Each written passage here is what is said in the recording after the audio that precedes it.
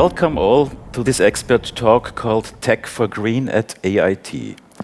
We are gathered here in a nice location in Vienna, Austria. Right to me, 5 distinguished experts working at the AIT, Austrian Institute of Technology, Austria's largest research and technology organization based in Vienna. In the next hour or so, we will discuss the role of technology development as the basis for achieving a greener, more sustainable world. Our focus in this discussion is on how to use technologies in order to make progress concerning the sustainable development goals of the United Nations, the Paris Climate Treaty, and the European Green Deal. We would like to share with you the participants of the renowned Berlin Science Week, their expertise in fields such as energy, mobility, climate change, and natural resources. At first, I want to introduce to you Professor Wolfgang Knoll, the Scientific Managing Director of the AIT Austrian Institute of Technology. The floor is yours for your opening address. Yeah, ladies and gentlemen, welcome. My name is Wolfgang Knoll, and I'm a Scientific Managing Director of the AIT, the Austrian Institute of Technology, and it has been mentioned we're the largest non-university research organization in Austria. Now, for several years, AIT has been participating in the Berlin Science Week, and an international science festival that takes place every year in Berlin, commemorating the fall of the Berlin Wall. And following this historical event, we ask which walls have to be tear down in order to achieve the scientific breakthroughs that we need to solve the problems of the future. Now, we all realize that we are living in most extraordinary and challenging times. And despite this, we're very happy that the Berlin Science Week will take place, does take place in the form of a hybrid event. And we at the AIT Austrian Institute of Technology, we're very proud and happy to contribute to the Berlin Science Week with an expert talk on Tech for Green at AIT. Ever since AIT was founded, we have been doing research on technologies that are used to achieve green and sustainable goals. Tech for Green is a common target for us, but also for our society. And what does that mean for technologies of the future, for technologies for the future? For our contribution to the Science Week Berlin, we have gathered 5 experts who work in different fields at AIT, but have one thing in common: doing research in terms of sustainable technologies that help to reduce emissions and contribute to the climate protection. On stage, we have today Nikolaus Pfaffenbichler, we have Katja Fröhlich, we have Drobics, we have Stefan, Seer, and Reinhard, König. And you have seen already our moderator, Martin Kugler. I guess we all look forward today to an exciting exchange of ideas, and I certainly hope that with this discussion, we will reach out to many people, to a broad audience who is interested in the topic and who wants to know what AIT is doing in its research activities along these lines. For now, I wish you an informative and enlightening panel discussion. Enjoy. Thank you, Wolfgang, for these remarks. In Austria, we have the very interesting situation that one ministry is responsible for climate action and environment, as well as for technology and innovation, besides thematic fields like public infrastructure, energy and transport. It's an honor for us that Leonore Gewessler, Austrian Federal Minister for Climate Action, Environment, Energy, Mobility, Innovation and Technology, sent us a short video message to show her support for this expert talk.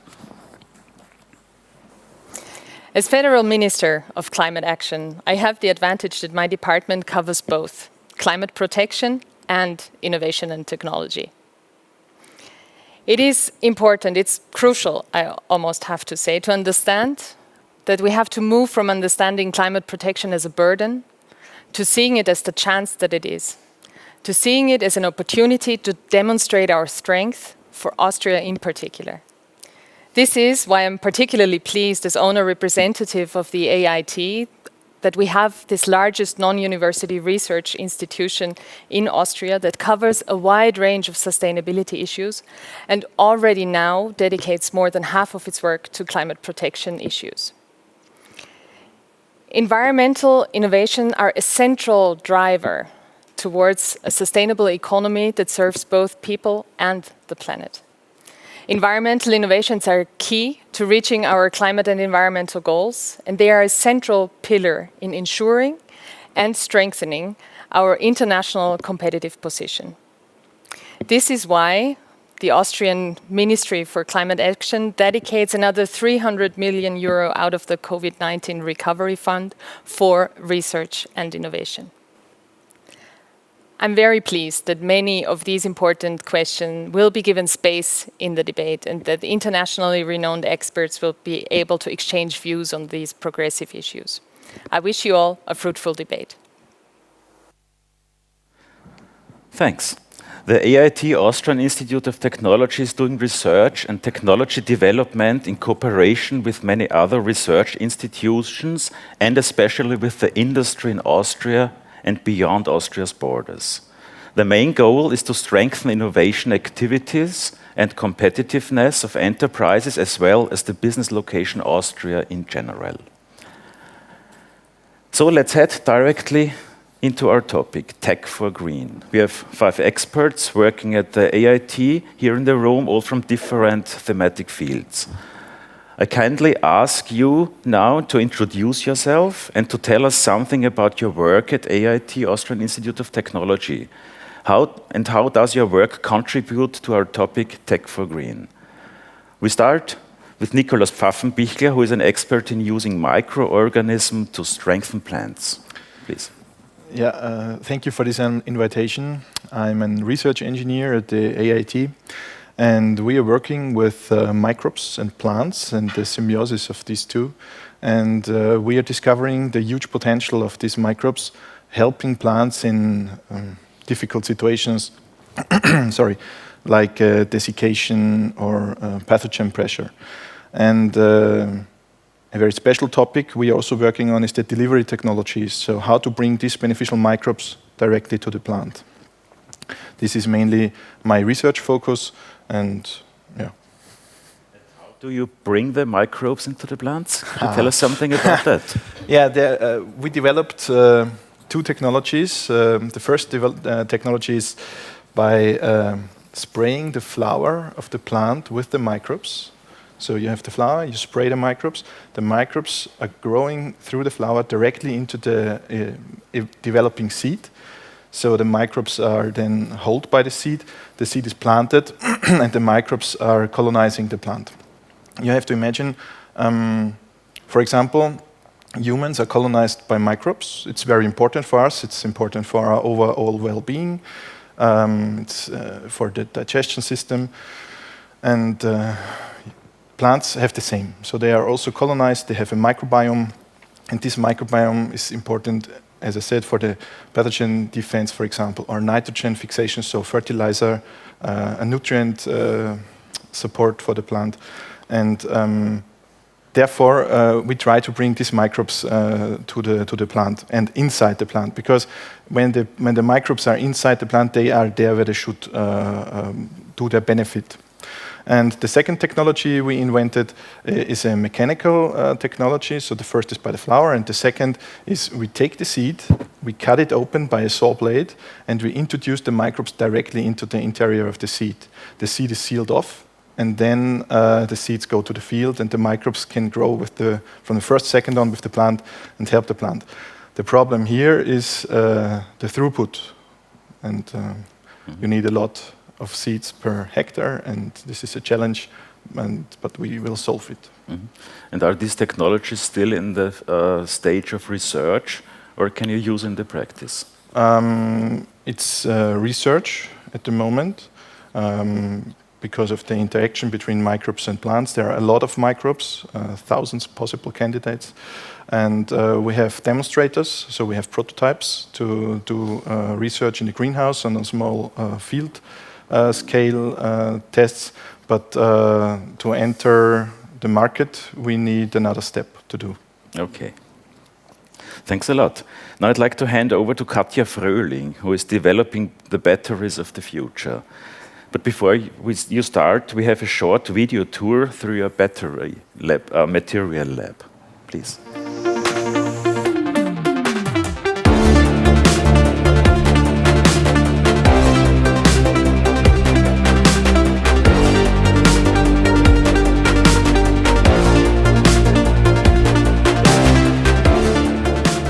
Hi everybody, this is Silvia from the AIT Austrian Institute of Technology. Batteries play a very important part in our everyday life. Cars, smartphones, tablets, computers, we need them everywhere. And we have high demands. We want them to be smart, efficient, long-lasting, but also environmentally friendly. So that is why today I am checking out our AIT battery lab, where our scientists work on the battery of the future. Come, follow me. So, first rule of business, never ever enter a lab without wearing a coat, because it'll protect you and your clothing from chemicals.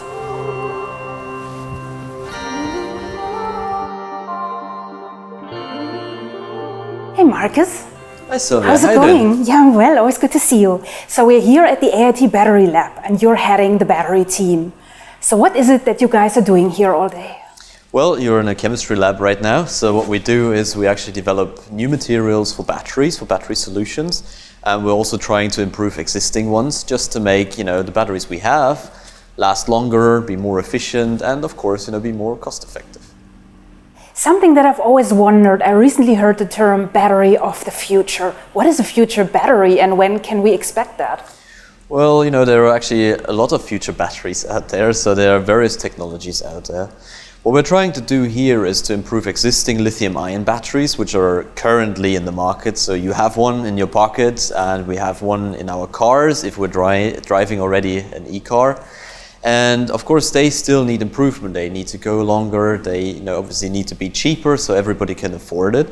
But at the same time, we're also looking into the future beyond lithium. So we're looking at new materials like sodium ion, magnesium ion, just to go beyond what we have right now. Lithium, why lithium? Well, lithium is actually a very light metal, and it can actually store a lot of energy, so we can get a good amount of energy just out of using lithium metal. But of course, it's not the only material out there, and we're trying at the moment to replace this with other materials. Okay, so how does what you're doing here is beneficial for people outside? Well, in various ways. So, of course, we're trying to be greener in the future, and everybody tries to improve their lives, of course, their quality of life. And e-mobility is one example how we can do that. So what we're trying to do is trying to make the batteries cheaper, more accessible, safer, of course, so you don't have to be afraid of an electric vehicle anymore.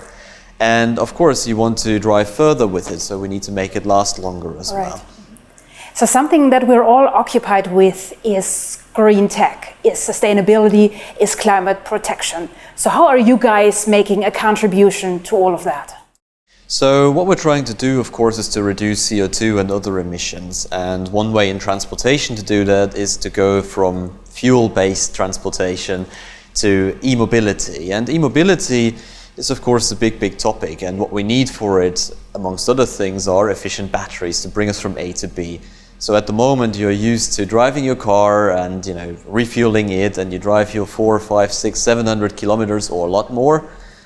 And with e-cars, you can't really do that at the moment, and that's what we're trying to change. Mm-hmm. So what happened to me is the other day, so with my job, I'm always on the phone, talking. So I depend on a strong battery. And just the other day, I forgot my power bank at home, so I had no opportunity of charging the phone in between. So in the end, I almost ran out of battery. So what could I do to avoid that? Well, it's of course a common problem, and I think one thing is, to see how a battery is being used. So in your phone, for example, you actually need quite a lot of energy to power things like wireless, like Bluetooth and all the likes. So, and your internet, of course, actually draws a lot of power from that one little battery that is in there. So to save it a little bit, you can try to make this process a little bit more efficient. And of course, you know, I don't want to say reduce the time you spend on the phone, but of course, for some people, that might also be a good advice.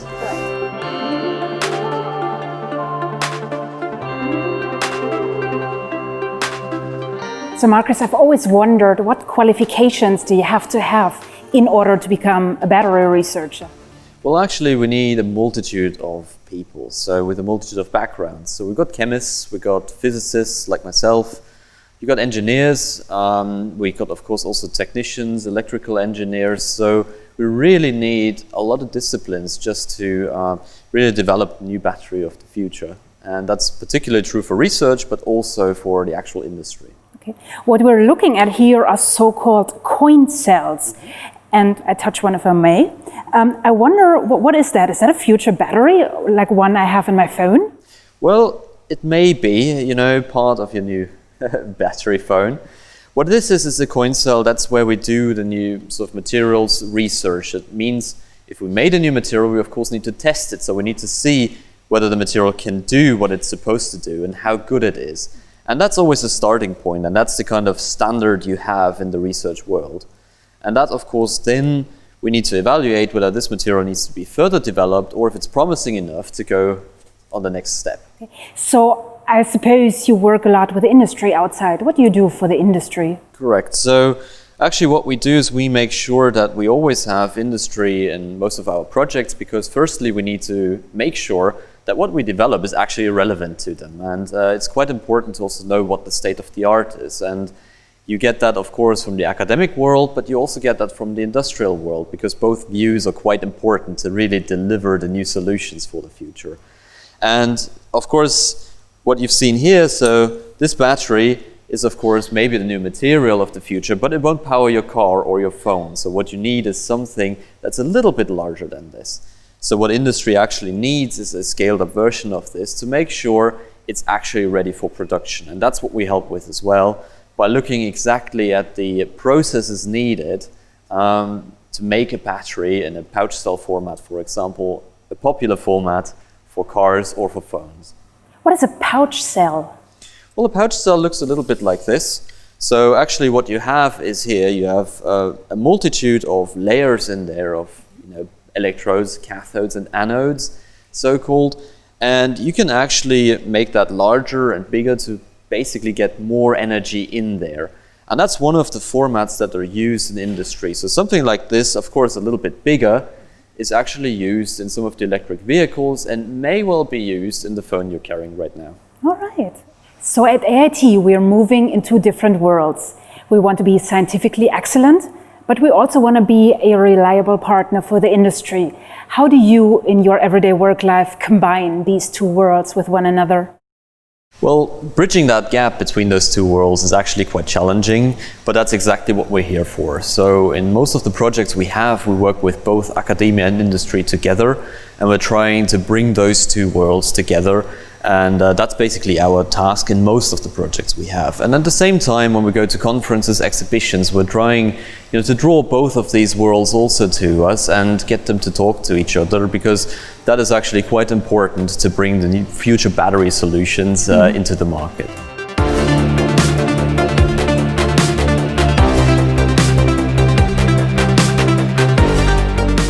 I wonder, the term of sustainability is now everywhere. But to me that sounds quite abstract. So how could you put that in a more concrete context when it comes to your own work? Well, sustainability means a lot of things. So when we look at the circular economy again, we basically need to think about how do I extract raw materials? Which materials do I choose? So for example, lithium is at the moment one of the materials we use, and they also contain cobalt, for example. So a lot of our projects here at AIT are also in that part concerned with using alternative materials to lithium and also reducing the cobalt content in the current lithium technologies. So that's the first thing we need to look at. And sustainability also means when we make a battery, we also need to worry about how we make this battery. Do we use a very toxic process for that? Then it's not really sustainable. So we're looking at new production processes, and some projects really are concerned just with that. And if we go even further and we look at, for example, second life applications, so when we use a battery in a car, that battery needs to go somewhere when it's not anymore usable as a car battery. And first of all, that could be a second life application. And what we need for that are diagnostics and methods to actually check whether these batteries are still safe and good to be used. And a lot of our activity is also kind of focused on that part, to make sure second life is an option, and where it isn't, to go further then to the recycling process. Right. You mentioned cars, so e-mobility is another buzzword that is currently all around the place. So how do you work on e-mobility here? So I would always prefer to say we work on transport solutions, because e-mobility in the car sector, automotive sector, from my point of view, is just a start, and we've seen a lot of solutions now coming into aerospace, marine applications, and of course also larger transport solutions. But of course for everyday use, the car is something that each one of us is using, and heavily, and I think there are the most promising first steps towards an electrified future in the transport sector. You mentioned second life. What do you mean by that? Well, in the car, it's often the case that a battery gets used for a few years, 5, 6, 7 years, and you just don't get the full range out of it anymore. So you exchange the car, you exchange the battery, but at that point the battery still has a lot of energy in it and can store quite a lot of energy. And we want to use that. We actually want to use that, for example, as a grid storage or a storage system for home, for solar power and so on. So this is a way to really use the full potential of the battery even after it served its life in a car. Right. So suppose a customer would approach you saying, I need help with my battery. What advice would you give them? Well, it's often something that depends a lot on the application. So there is not one wonder battery that can serve all purposes. So what we would usually do is we would kind of assess the application that the customer has in mind or that is planning to do and the innovation they want to bring to the market. And we help by first assessing what systems are out there, what are the most appropriate ones. We can test them, of course, and see if they really do what they're supposed to do. And of course, if they really need a completely new approach and a new system, a new battery, then we can start a development project with them to make sure that we get exactly the kind of system that they need. Customer fit, so to speak. Right. Purpose made.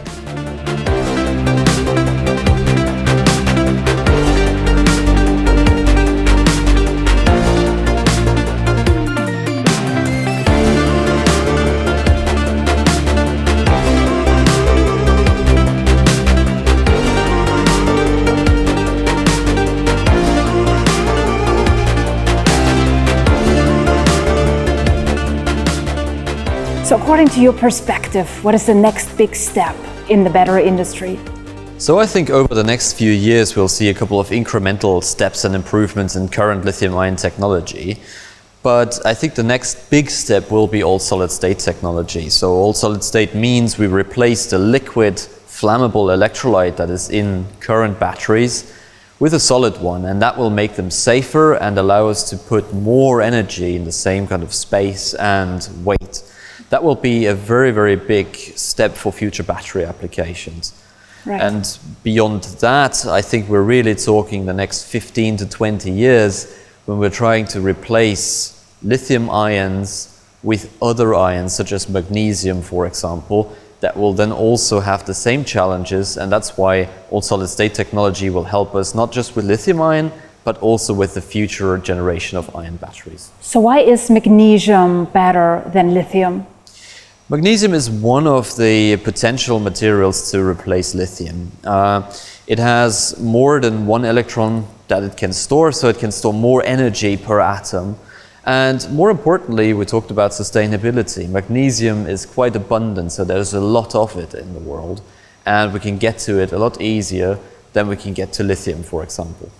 So Marcus, unfortunately our time has come to an end, so I'm gonna leave you now. But I wonder, after I have left, what will be your next projects? What will you be working on next? At the moment, we're busy with some European projects that look into production processes and green production of batteries, and also into smart cells, so diagnostics and state of health estimation, quite important actually for second life and for recycling.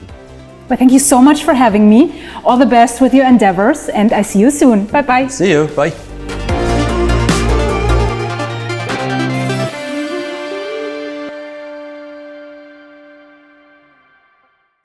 What are you doing, Katja?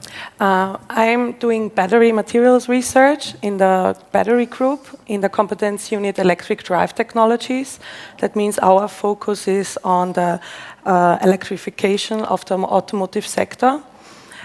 We are covering the whole value chain, meaning we're doing basic research on new technologies beyond lithium-ion. And we also have a testing lab where we do tests for customers, for example, misuse testing and so on. And in addition, we also have installed a research pilot line where we have the only dry room in Austria, which makes us unique here. And we are able to build all the single steps in manufacturing of lithium-ion batteries. What are the hardest questions in your field right now? There are many. I could. I think one is, of course, I mean, you always want to have high power for like fast charging, for example, but you also want to store a lot of energy. And the combination of high energy density and high power density in a single material or a single energy storage system is one of the major challenges. But also like every material has a theoretical specific capacity, for example. And if you go then from like the powders that you have at the beginning, then to the module or pack that is installed inside the car, you lose a lot of this capacity, specific capacity. And to build the batteries of the future, especially for electric drives, you want safety, you want, like I said, high power density, high energy density, and so on. And to bring all of these things together, and of course it should be cheap, and to bring all of this together in one single energy storage system is one of the major challenges. And concerning materials, now the most important material is lithium. Could you tell us what in 10 years or so will be the most important material? I know nobody knows by now. Yeah, I mean there are different options or different technologies that are under development currently, and all of them have advantages and disadvantages. We are focusing, for example, on all solid-state batteries as well. We are doing their basic research. This is a bit far away from basic. It's already quite developed, but there are also possibilities on multivalent ion systems, for example, magnesium ion, or for monovalent ions, for example, sodium ion, but this sodium ion, for example, is maybe more for energy storage of renewables, for example. So you have to work on a broad portfolio of issues. Yeah, I think that the basic research is very important to be also included, even though we are working a lot with the industry. It's quite important to keep always an eye on basic research as well, first to stay always on the track or focused on the research that is currently under development. And in addition, you always learn also from new systems. You learn a lot of your current system, because you can somehow see things, learn something about interfaces, interactions, that you can somehow also think, oh, maybe lithium-ion technology has also some aspects that are quite similar to these aspects that we learn in basic research. Thanks a lot for this insight in an interesting issue. Mario Drobics is an expert for cooperative digital technologies. How does this relate to our topic, Tech for Green? Yes, so digital technologies, we are using them as a tool to support resilient societies. And resilience is one of the key aspects in future development. And our main focus here is on multiple levels. So we try to collect information, process information, so that we can get fact-based decisions for the decision makers. And we are using this for environmental monitoring, so to create models about the development of the climate, also about climate mitigation measures, but also for societies, how they can deal with crises and disasters. So be it in the long term, like climate change, but also short term, like floodings or heat waves in the cities. Mm-hmm. You said one of your main goals is to collect information. What is so problematic with collecting informations? So to really make fact-based decision-making, it is important to have a trustworthy source of data and a broad range of data available. And so, for example, we are developing environmental monitoring networks that can be rolled out in cities or communities, so that really we have real-time data about the development in the city, about, for example, also particular matters, about COX, and so on, and that we then can make decisions based on this data, for example, traffic restrictions or long-term investments in green cities. So it's mostly about trustworthiness. So in collecting the data, it's about trustworthiness, but then it doesn't stop by collecting the data, but you also have to understand the data and to create models based on this data so that you can make predictions about the future and evaluate different options of measures. So that you can then see, okay, what influence does a certain measure in the city, for example, have on my citizens? How can I, for example, mitigate heat waves in the city? How can I reduce the burden on the health system, on the elderly people, for example? Okay, thanks a lot. Stefan Seer is working in the field of integrated mobility systems. Please tell us something about your research. Well, the goal of our research is to better understand how digitalization, new technologies and novel transport services change the way we work, we live, we move around and we interact with each other. So our goal is to better understand how these changes affect us and the way we move and the way we use transportation, but also to assess implications from these changes. So with that, we can better support sustainable urban planning, we can support the traffic management, and we can support a new way of mobility where the services are more integrated into each other as they are right now. It's all about data in your field too, I think. Where do you collect this data? Well, we need a lot of information on how people use mobility in different modes of transport and how they interact in these modes of transport.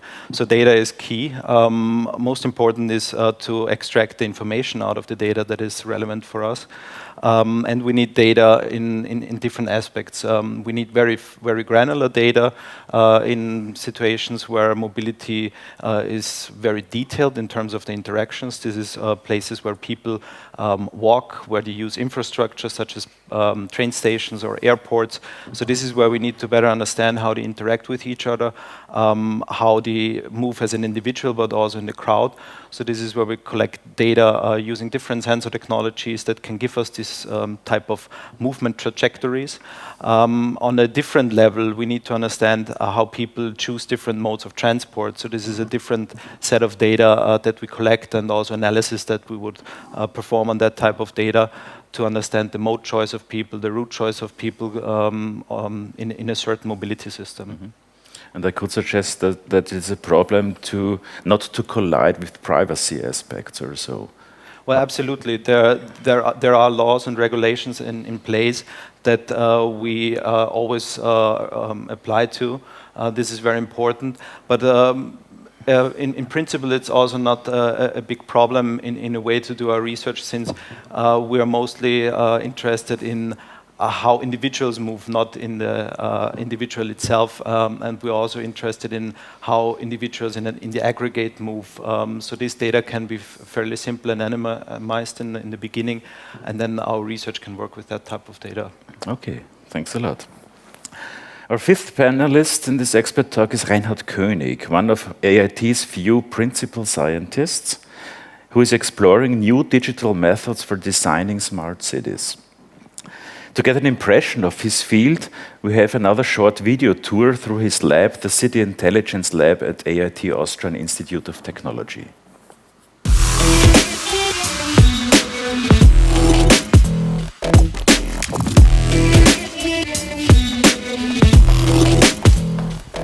Hi everybody, this is Silvia from the AIT Austrian Institute of Technology. Right now we are facing urban transformation all around the globe. Cities are growing very fast, they're changing, and we need to adapt and to react to these changes. So that is why today I am checking out our AIT City Intelligence Lab, where our scientists work on solutions and techniques in order to make cities more sustainable, more resilient, and also smarter. Let's go!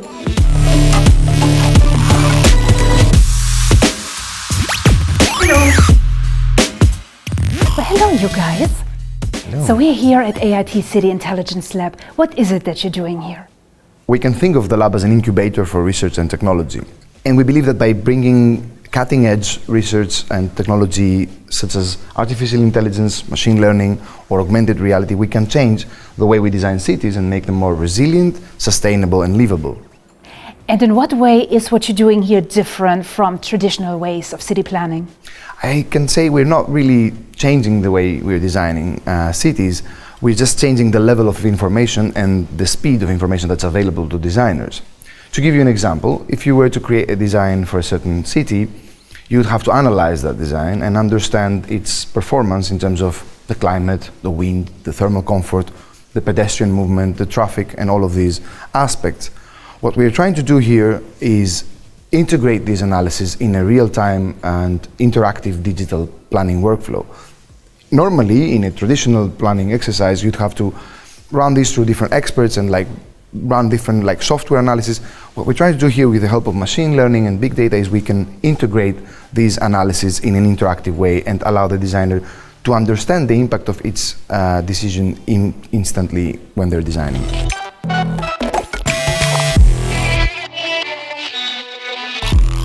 So here at AIT City Intelligence Lab, you're basically replacing architects, don't you?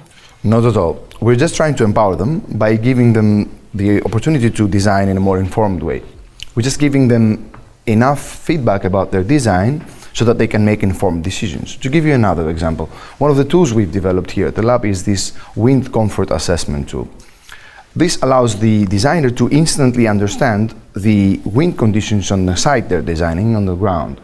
That would normally take hours to simulate, but with the help of machine learning, we are able to do that instantly. So the designer can move a building from here to there, and they can immediately see the effect of that change in their design. Of course, we're not trying to replace experts as well. We're just giving architects and designers as much information as early as possible so that they can make informed decisions before they reach the experts. Thank you, Angelos. Hello, Teresa. So I wonder, what are the key factors one must consider when planning a city? Well, the built environment is a really complex system. So when you're designing a city, you need to understand all of them and consider them. It's climate, economy, accessibility to infrastructure, movement of people and mobility, also green spaces and many more. So in general, you need to understand the relation and connection between those factors. This is why we in the City Intelligence Lab, we are focusing on integrating them already in the planning process, all of them. Because all relevant stakeholders of a design process, they need to negotiate them in a really informed, transparent and responsive way. So the big challenges of our times are climate protection, sustainability, green technologies. How are you addressing these issues? Well, we are developing the tools for people to design with climate protection and sustainability in mind. To give you an example, Common phenomena of climate change are heat waves, heavy rainfalls, and also really stormy cold days in the winter. So in order to understand the impact of those occurrences to our cities, we need to have simulations and analytic tools. So we are working with those analytics tools and developing them in order to make it more approachable for designers to actually work with them and to test their designs to see how resilient they are. So a word that is constantly all around the place is urban transformation. We hear about cities changing, cities growing, becoming more resilient. How are you addressing these factors? Well, exactly this urban transformation, all those changes need to be reflected in the way how we plan the cities. So in general, as we saw in the last few months, the way how we use public spaces and also the transportation can drastically change. So we need to understand this, build up scenarios, simulate them in order to create better solutions in the future to work with that. Well, thank you, Teresa. This is all exceptionally interesting. Angelos, what is so special about the CIL? One of the breakthrough developments of the lab is infrared, our intelligent framework for resilient design. What we have done is we've used large datasets of simulations that we've developed here in the lab to train neural networks, or deep learning networks as we call them, so that they give us instant answers for the performance of our designs. We believe we are unique in this capability to immediately understand the impact of every design decision, and that changes the way we're designing. To give you an example, instead of iteratively testing and analyzing designs one after the other, we can run thousands of them and then explore the design and find optimum solutions for our problems. Of course, we are doing all of this in the immersive, interactive environment of the lab, as you can see. So I see a lot of technical equipment around the place. For instance, this HoloLens, and I wonder, how are you using that? Well, the HoloLens, the iPad, and the screen, and the physical model, they're all part of an augmented reality physical interface. Teresa, would you like to use this? So, all of these models and simulations are complex to understand, especially for non-experts. What we're really trying to do is take them out of the screen and bring them in the natural environment of designers and planners, which is, for example, this physical model. So what I can do is, while I'm using this tablet, I can make design decisions and I can see the impact of their design decisions in real time, while Teresa here is using another device, the HoloLens, can also interact with this physical model and change something while I see it. This collaboration can happen also beyond the boundaries of this lab, with a lab somewhere else in the world, that allows us to be connected, especially in this time of COVID where we cannot travel, and negotiate design changes in real time and in real space. So Teresa, how is what you're doing in this lab beneficial for people outside? Well, our main contribution is that we enable planners to consider the citizens and their needs from the very beginning in the planning. For example, when you're designing a city, you take the pedestrian comfort, the climate, and the walkability as a driving factor to actually achieve a high-quality urban environment for our citizens. So at AIT, we're facing one big challenge. On the one hand, we want to be scientifically excellent, but on the other hand, we also want to be a reliable partner for the industry. How do you combine these two worlds in your everyday work? Well, we need to be excellent in both of them. So we refine our research goals by the needs of the industry, but also on the other hand, we push the industry into new grounds by the research, by the fundamental research we are doing here. So in order to achieve excellence in both of them, we take the experience and the insights we gain from our project to refine our research goals and our methods, but also we take the results of the fundamental research and bringing the excellence back into the planned projects we are doing. So what I've heard today is all very exciting. As a matter of fact, I'm considering switching careers. Suppose I want to come here and work with you guys at the CIL. What qualifications do I need? What level of expertise or education do I bring along? Well, we are an interdisciplinary team, so we are all coming from different backgrounds, and this is, I would say, our biggest strength. So there's not one set of qualification that is actually needed to work here. It's actually a lot of them, and we are always open for new ideas and new skills. So one fact is that in our everyday work, we are all using code and programming, so this could be named as one of the fundamental skills. But in general, I think the shared passion for designing better cities is what all of us have in common. Unfortunately, this is the end of my visit now. Thank you so much for having me. But I wonder, after I left, what are your next projects? What's ahead for you next? Well, as we mentioned, one of our main developments here is infrared, our intelligent framework for resilient design. So throughout the summer, we've put a lot of effort to make this an open online web platform so that everyone can experience the way we design. We believe this will give the people the opportunity to understand our work better. So stay tuned for our website and you will find out soon about the news.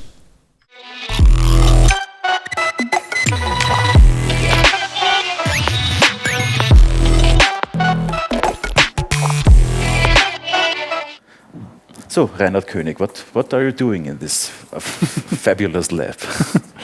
Yeah, thanks. So, at the City Intelligence Lab, we try to bring together a lot of different technologies around urban planning and urban design. So, we have a lot of tools, a lot of technology that helps us to design more sustainable, more resilient, greener and healthier cities for our future. But on the other hand side, we need to bring this together with the people who do the planning, so with the planners, with the city administration, and in the very end with the people who live in the cities. And this lab shall be somehow the interface between our technology and all these actors in the world of urban design, of urban planning. So that's why we built the City Intelligence Lab, and we develop individual tools and technologies, first of all, to understand how cities work. So we have had already the aspect with collecting data, analyzing data, understanding data. But in the end, we always try to support planning, and planning is something that goes beyond the current situation. So we are happy to have data, but in the end, we create new realities, new futures. So we are always in the tricky situation that we don't know what the future will be. So we need to make assumptions, and that's another aspect that we try to communicate in the lab, how our future could look like, how it could work, how we can predict it, always with the knowledge that we try to put in the lab, that there are different paths that can lead to different versions of our future. Compared to the current situation, how can a city of the future work? Yeah, I mean, since the last months, there are, of course, many new aspects that somehow popped up, that maybe we need different spaces for different usages. Maybe pedestrians need more space, car less, and everywhere are popping up new lanes for bikes. Of course, that's a discussion and kind of negotiation process in the society. What will be prioritized and why? And pandemics always changed how cities look. So the pandemics in the past have had a huge impact on how our cities look like today. We don't realize it. We take it as granted. It is as it is. But every decision to design the city has had some reason. Mm-hmm. And how do you create these possible futures, technically speaking? So we have digital models where we have the buildings, the streets, so all important elements of the city in the digital version, and then we can visualize it, and of course we can make simulations how these things may work, how many people will travel from A to B, and very rough estimations. We can also simulate energy demand, energy supply, various aspects. So the simulation is not the problem. We are very good in simulating many things. It's more the problem what to do with these simulations, whom to show it, and who makes a decision, who can really use this information. So we have so many things that we put together there that the real challenge is how to bring this to the right people, how to bring the right people together to discuss, that we don't focus on one aspect only, because urban planning is always a kind of finding a good compromise. It's never to make something work the very best, because then something else gets lost. It's always a big compromise, and the lab shall be a communication tool to have a database, a good information basis for doing this discussion. Mm-hmm. Okay, thanks a lot. As we heard now, the AIT, Austrian Institute of Technology, develops technologies. But technology development alone is not enough. The technologies must also be used in practice. So the questions arises, how can we implement these technologies so that the world really does become a greener, more sustainable planet? And more generally speaking, what can and must we do so that we come closer to the Sustainable Development Goals set by the UN and achieve them in 2030? Nikolaus Pfaffenbichler, how can you implement your technology in practice? This is a good question, because if a technology is developed in a research institute, there's a gap you have to overcome to reach the market. Which helps, in my experience, or from my experience, is a strong partner from industry who has already a big interest in this technology to bring it to the market.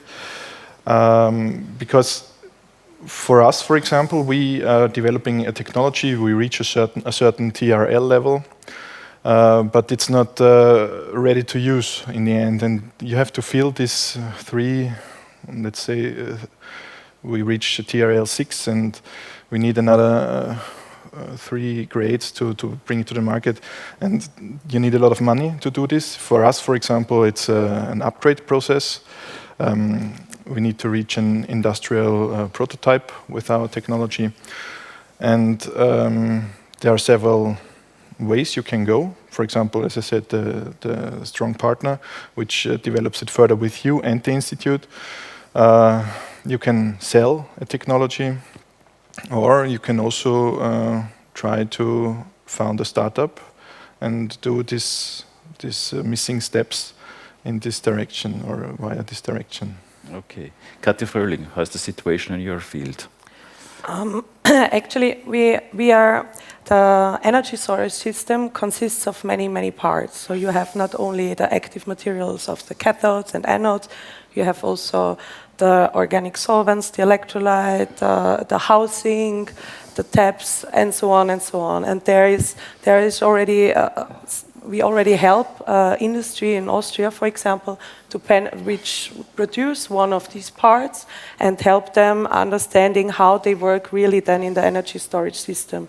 So the electrification of the automotive sector is also can lead to economic growth, because new fields of economy are arising through the development of this field, especially in the battery material research. So this is one of the things we are able to do now with our research pilot line, that we can really produce industry-orientated several lithium-ion batteries up to 10 ampere hours, and then check how they are then really working like in real-life applications. Mm-hmm.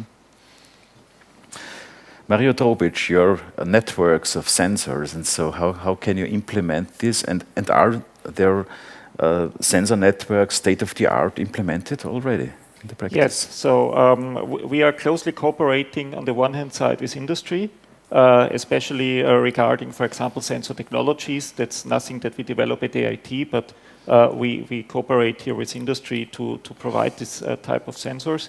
And these sensor networks have been rolled out, for example, in Austria, in Switzerland, other countries already, and provide there the data also for European reporting and public decision making.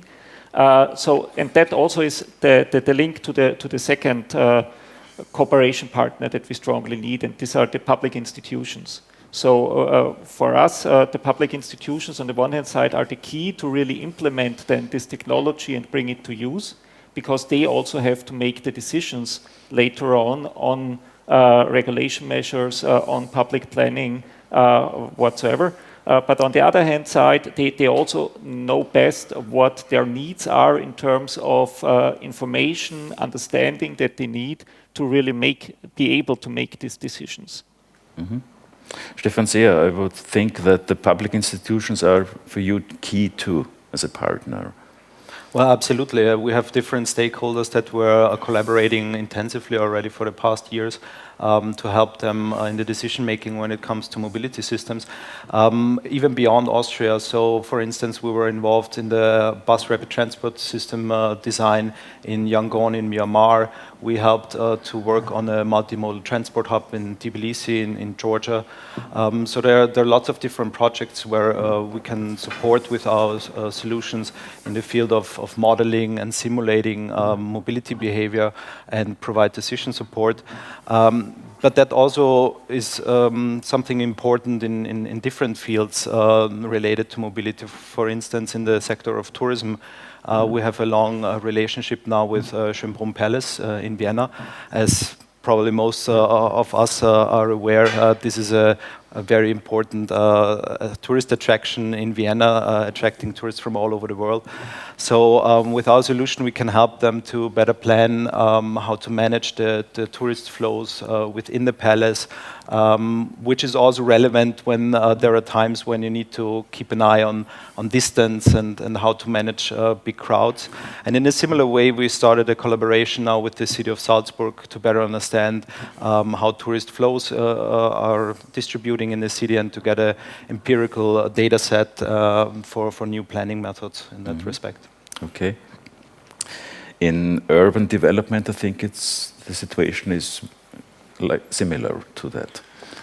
Yeah, I mean, we try to collaborate a lot with urban design and urban planning offices, so to say the planning industry, who are really doing the planning, because we are somehow not on the front of the planning or the designing of new projects.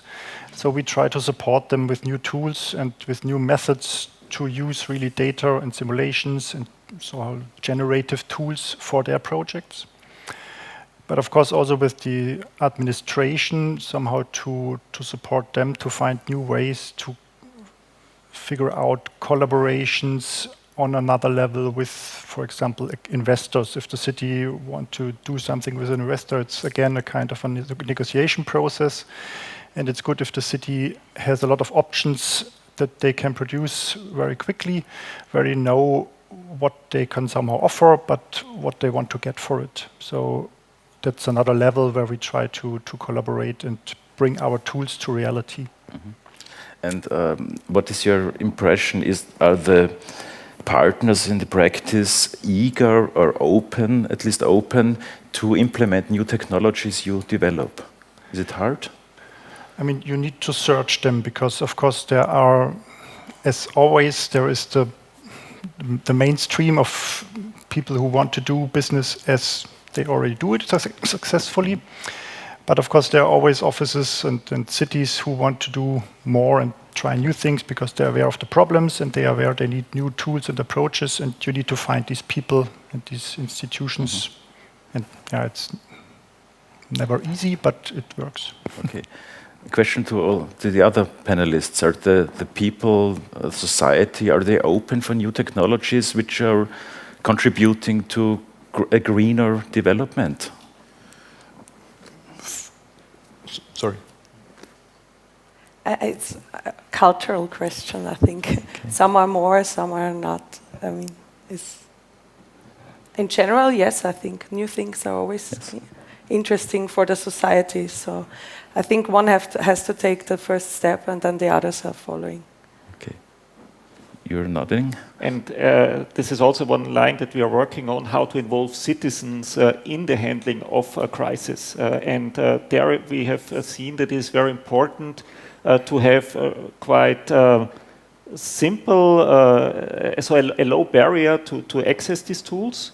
But then really to provide a good foundation of information also for them, so that they can gain a value from this tool. So not only that they're bringing in their knowledge, competence, whatsoever, but that they also get a benefit. And by having this both-side approach, you can really engage them and have them involved in an active kind of manner in the whole crisis management process. Okay.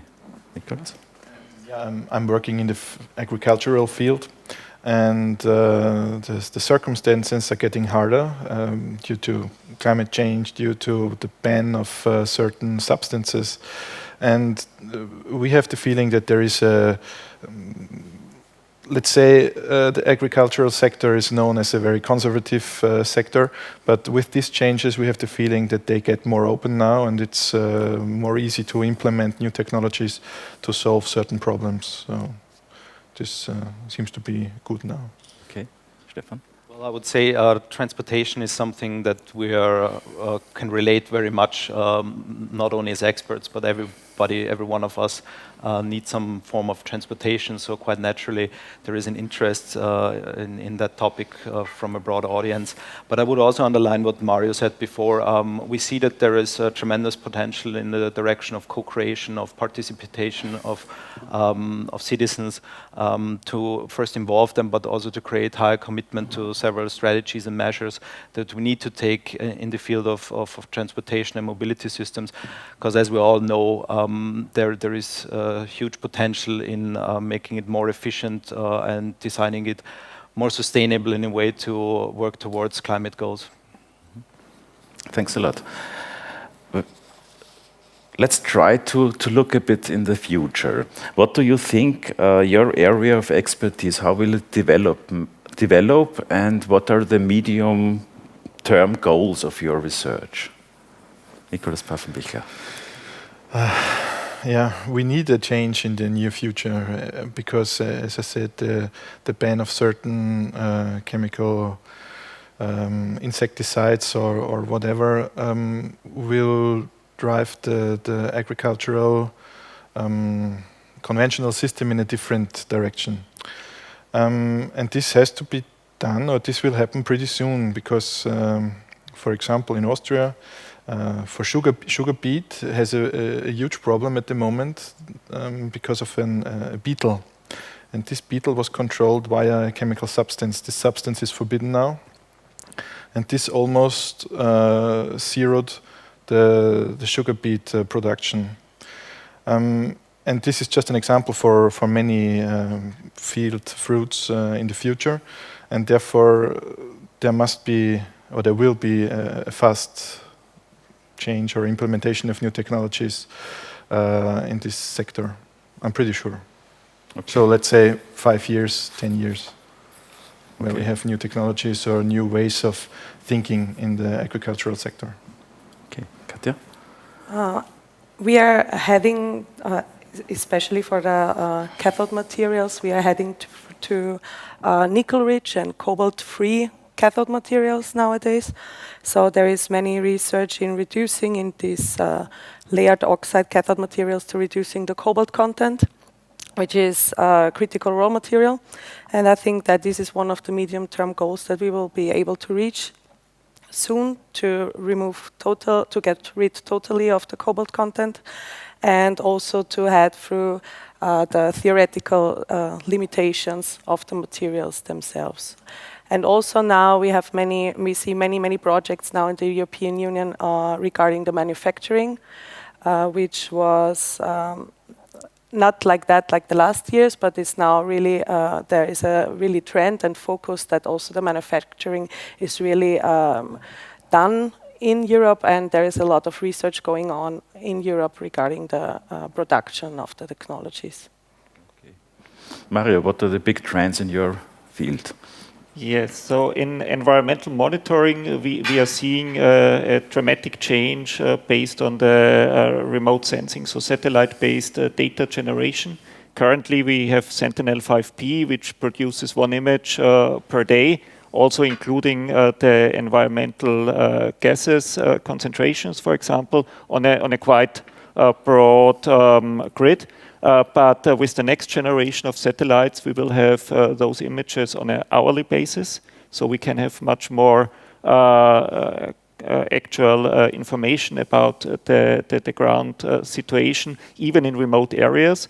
And this supports the global trend of more individualized and more short-term measures and also information. And that links, of course, to what we just discussed before on the citizen involvement, the citizen engagement, because when we can provide more specific information to the people, we hope that they are more committed then also to support measures that are based on this information on a local scale. So we do not have the need for global measures anymore, but more localized, more focused measures to really act where it is needed. Mm-hmm. Okay, Stefan? So the main trend or main motivation to make transport more efficient is, of course, the climate goals. But this is, since that is always something that seems not to be very tangible, just let me give a quick example on the example of Austria. Today we use about 6 kilograms of emissions per capita per day. Following the climate goals, this number should reduce in 10 years down to 2 kilograms. By 2050, this number should be down to 160 grams per capita per day. This is still not very tangible, but let me transfer that, what it means for certain modes of transport. 2050, that would mean that for an electric car with green energy, we would be able to drive 3 kilometers. For the train, this would mean 11 kilometers per day that we could use in 2050. So that makes it very clear that there is a need for acting, a need for changing also our mobility behavior from always available faster and towards more sufficiency in a way that we can reduce the amount of mobility to ways that are really needed. For that, we looked into some concept like a mobility budget that distributes the need for mobility fair among the citizens, also taking into account the individual lifestyle, the individual requirements for people. So I think this is definitely a trend that we need to elaborate more on how we can find measures to analyze and to also use it as a way to change the mobility behavior. And at the same time, impact assessments are very relevant to better understand how different measures in terms of mobility can change the behavior, also to make it more transparent and support decision making, also in terms of where to put the investments to. So we also see that different concepts that are now arising from super blocks. Those are small blocks that have reduced transportation in these blocks, more focusing on pedestrian and walking and cycling in these areas, and more green. This also needs to be planned ahead, and we need to do a thorough assessment of also the mobility and other relevant aspects. And this other relevant aspects brings me to my last point. I see also a strong need for interdisciplinarity to work across domains and bring those domains together, especially in the urban cities and regional scale, that we can work on solutions together. Mm-hmm. As I see everybody's nodding, as you said the word interdisciplinarity, this is one key of future, you all think? You too, clearly. I mean, yes, of course, I mean, but it always sounds better than it is in reality, because it's very tricky to overcome these kind of borders that are there because of their different funding programs and different expertise. And if you are some kind of people who is working interdisciplinary, then your colleagues from a certain field, they consider you as someone who has no idea what he's doing. So it's a tricky thing. So it sounds good, but it is difficult. Yeah. But concerning your medium-term goals and your research? Yeah, I mean, personally, I'm convinced that, I mean, first of all, cities are contributing a lot to the consumption of natural resources. So they are, of course, key to be addressed, to be changed if we want to achieve these goals of more sustainable future living. And I mean, picking up what Stefan said, I mean, it's of course crucial to think about new concepts, how we live in a city, how we use a city, how we work, and to think about completely new ways how this can work. I mean, the current situation has shown us that we can transform how we live, and I mean, it's possible. I mean, if there is enough pressure, then things can change. Now we think about how the future shall look like, and there were a few ideas how this can work. And I mean, we trust on computational technology that can show us possible futures, and we can compute them and somehow put them on the table to be discussed. So my vision is that it's not the problem to come up with future scenarios, it's more the problem to decide what we want to do. So the solution is relatively easy on the technological level, but who makes the decision to really do this, to somehow accept the consequences? I mean, this travel budget was great. So, I mean, we can live without commuting day by day to our office. So now we see it, it's possible. But the decision has to be made. And that's much more tricky than to come up with the technology that can compute all these numbers. And that's fine, that's there, we have it, we can do it. But somehow that's not the key problem. Okay.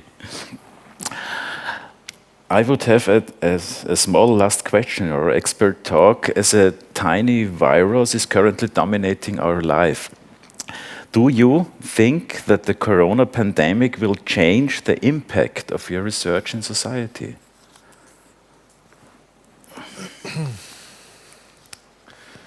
Yeah, I mean, we're doing our research with plants, field crops.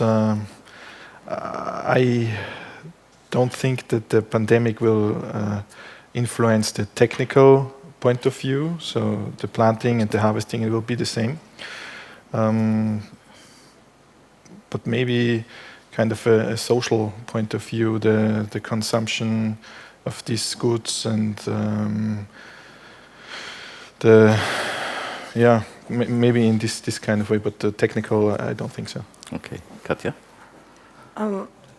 I hope so, somehow. I think it's the time now to make decisions on what to invest for the future, and I think that especially the electrification can really lead to reduced air pollution, especially in the cities where people live, where you have the highest air pollution, where most people are living actually. So I think it's the time now to make the decisions to invest in the future, and this is one of the topics to invest, in my opinion. Okay, Mario? So what we have seen in the current crisis is that there is a strong need for information exchange and for collaboration, and this is actually what we are addressing in our work day by day. We see an increasing openness on stakeholders to cooperate, to exchange information, not to work in silos anymore, but to cooperate, exchange information, and also to involve the citizens, so that we can really get the best out of the technology, the information that we have, to draw the right conclusions. And I think this crisis has opened some new doors for us. Okay, Mario? Stefan? Definitely, the pandemic, the last couple of months have influenced our research as well. We have seen very interesting aspects during the lockdown where people were not able to be mobile as they were before. They had to choose different modes of transport or not at all. The way we work changed.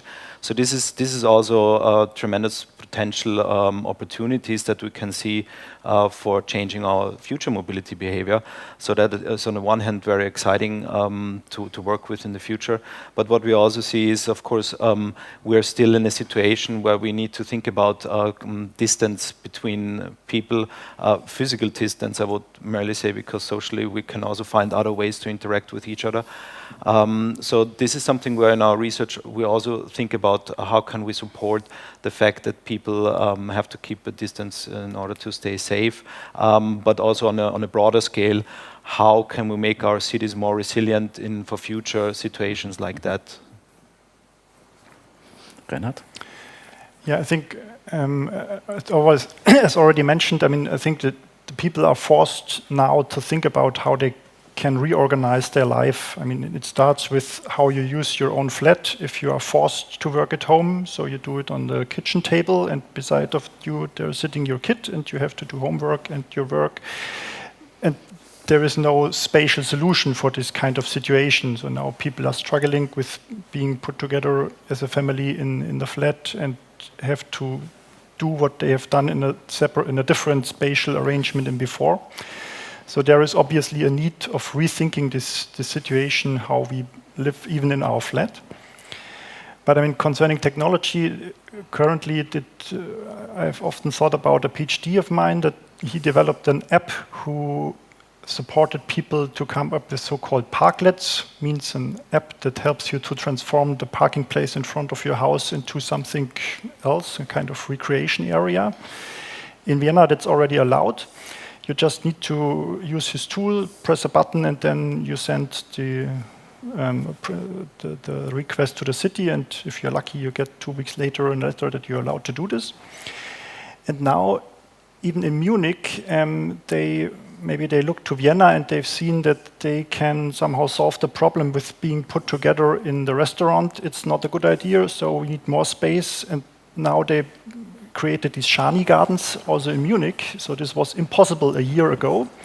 And now everywhere they pop up, every restaurant has now this space on the street because the city allowed it and there was a need. And immediately it changed. And there was no complaint, even in Munich, so where we have BMW. It was fine, everybody is happy with it. And it changed because there was the need, there was the pressure, and now we have a completely different street life, and that's fantastic. But in before, when the PhD came up with this tool, it was very hard to convince somebody to use it, because even the citizens, they weren't aware of it. They said, oh yeah, great idea, but yeah. So this was very difficult to bring it to the citizens because there was no economic interest in it. There was no advertisement. That's tricky. You can invent something great, but you need to communicate it and there need to be a need. Mm-hmm. And that's great. If things are changing, then you have the potential to change the reality. Yeah, very interesting. And it's good to hear that you all have optimistic outlook the near future. So now at the end of our expert talk, it's my task to thank our panelists for the time and the expertise you shared with us, and to you, thank you all for joining us. I think we had in the last hour, we could get some interesting insights in how researchers and politics are thinking and how they show efforts to make the world a more sustainable place. The AIT, Austrian Institute of Technology, is determined to continue its research efforts on sustainable technologies and to implement these technologies in order to strengthen economic development in Austria and to change the impact on the planet we live on for a better place. We are closing now in Vienna with best wishes to Berlin and the whole world, wherever you have joined us for this expert talk. Bye.